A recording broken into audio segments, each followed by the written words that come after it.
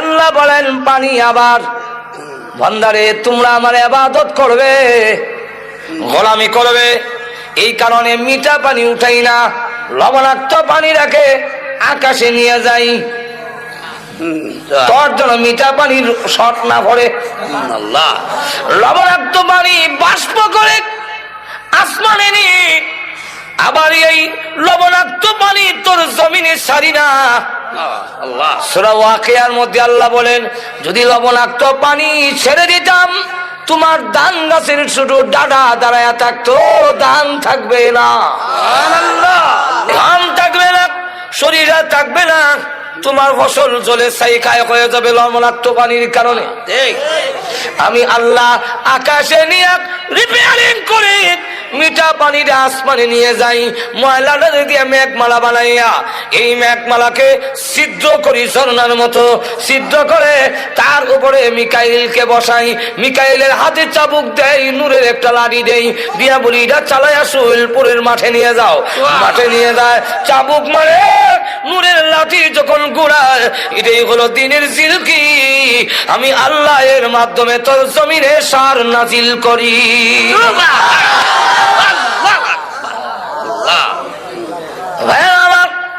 এই আল্লাহ রাব্বুল আলামিন বলেন, ডাইরেক্ট উপর থেকে পানি ছেড়ে দিলে তোর ফসল নষ্ট হয়ে যাবে, ফসল নষ্ট হয়ে যাবে।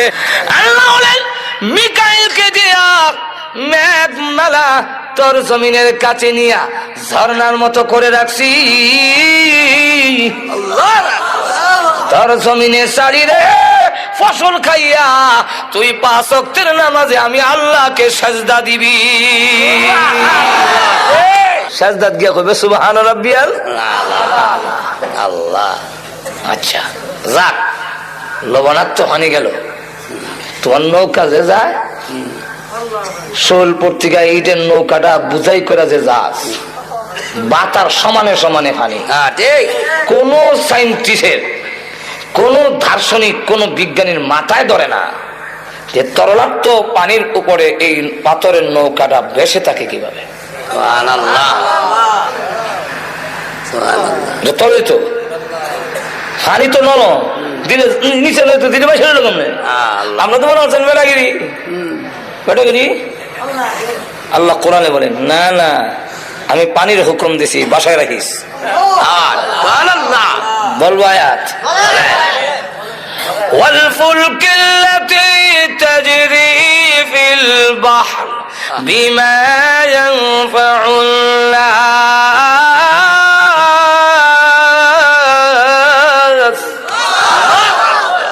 তোর নিত্য প্রয়োজনীয় জিনিসগুলো পানির উপর দিয়ে, ফুলক, ফুলক মানে কিস্তি, নৌকা, লঞ্চ, জাহাজ। আল্লাহ বলেন তাজরি ফিল বাহর, বাহর মানে নদী, সাগর। আল্লাহ বলেন এর উপর দিয়ে আমি চালাই, বিমা ইয়ানফাউন নাস, তোর নিত্য প্রয়োজনীয় জিনিসগুলো পৌঁছাবার জন্য পানিকে আমি নোটিশ দিয়ে রাখছি। আল্লাহ আমি যদি ডুবাইয়া দেই, তোমার আমেরিকা চাচা রক্ষা করতে পারবে। বলবো আয়াত, আল্লাহ বলে وَإِنْ نَشَأْ نُغْرِقْهُمْ فَلَا صَرِيخَ لَهُمْ وَلَا هُمْ يُنقِذُونَ।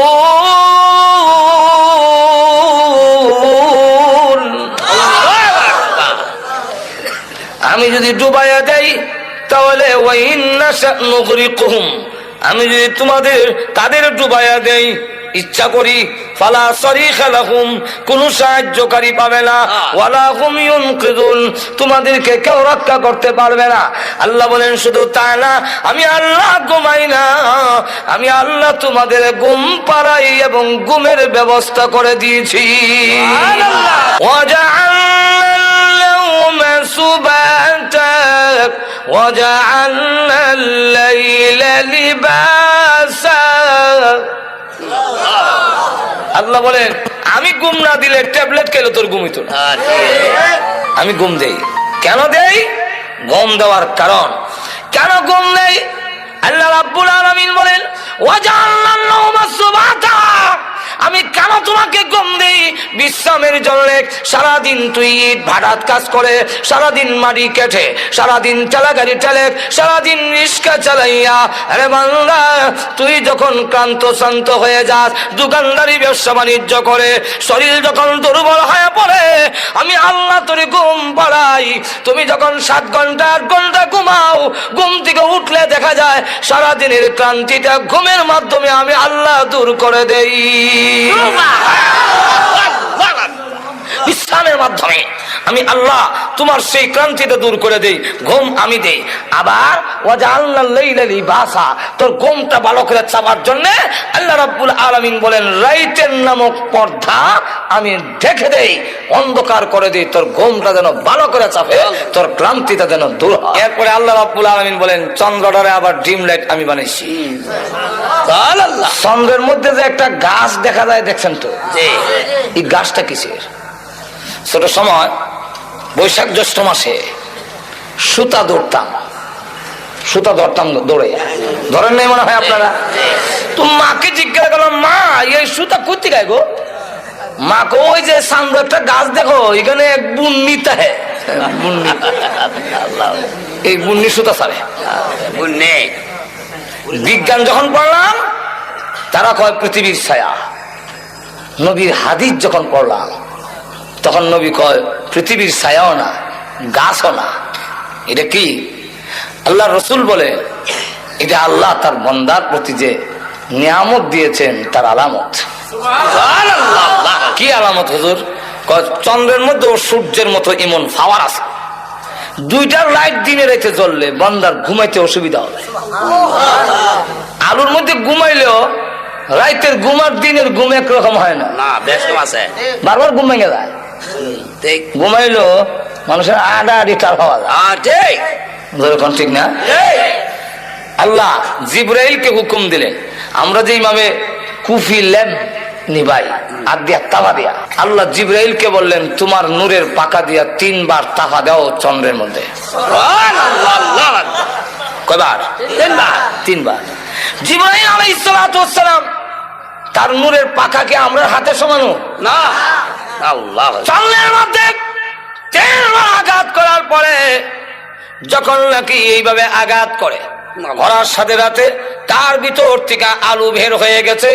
আল্লাহ হুকুম দিলেন সূর্যের সাথে এটা মিলায়া দাও, যোগ করে দাও, আর চন্দ্রের মধ্যে একটা দাগ রেখে দাও। আমার বান্দা দেখে যেন আমি আল্লাহর শুকরিয়া আদায় করে 5 ওয়াক্তের নামাজের সাজদায় পড়ে যেন যেতে পারে। এই কারণে বলে পৃথিবীর মানুষেরা আমি আল্লাহ ঘুমাই না, তোমাদের ঘুম পাড়াই। আমি আল্লাহ ঘুমাই না, ঘুমাবার ব্যবস্থা তোমাদের করে দেই। আর ওই যে চন্দ্রটারে ডিম লাইট বানিয়ে দিয়েছি তোমার ঘুমটা ভালো হওয়ার জন্য। বান্দারে এই সবগুলো কইরা আমি আল্লাহ ঘুমাই না তোমাদের ডাক শোনার জন্য। কোন সময় বিপদে পড়ে আমি আল্লাহকে ডাক দিবি তোমাদের ডাকে সাড়া দেওয়ার জন্য। আমি আল্লাহ 24 ঘন্টার ভিতরে একটা সেকেন্ডও ঘুমাই না। এই সকল ব্যবস্থা করলাম, তুমি আমার ইবাদত করবে। যেরকম ঠিক কিনা? এখন হয়েছে কি, আমার আয়াতের দিকে যাই। আল্লাহ বলেন না, তুই অবাধ্য হয়ে যাস।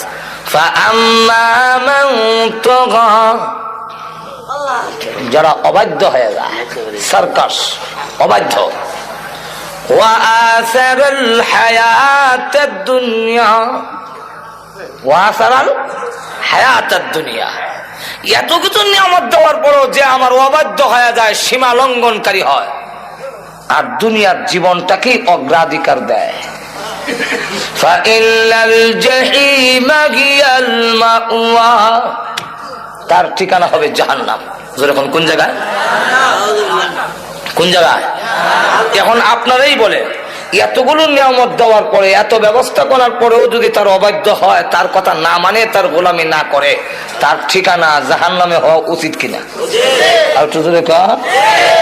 আল্লাহ বলে, ওয়া আম্মা মান খাফা মাকাম রাব্বিহি ওয়া নাহান নাফসা আনিল হাওয়া আর যেই ব্যক্তি আমার সামনে দাঁড়াইতে হবে, আমি যে বলেছি কে গোলামি করলো কে করলো না, জবাবদিহিতার জন্য আমার কাছে আসতে হবে, এই দরজার ভিতরে আছে ওয়ানা আন্নাসানিল হাওয়া, তার চাহিদা কুপ্রবৃত্তি যে চাহিদাটা ওইটাকে যদি বিরত রাখে, আমি আল্লাহর সামনে দাঁড়ায় জবাবদিহি করতে হবে।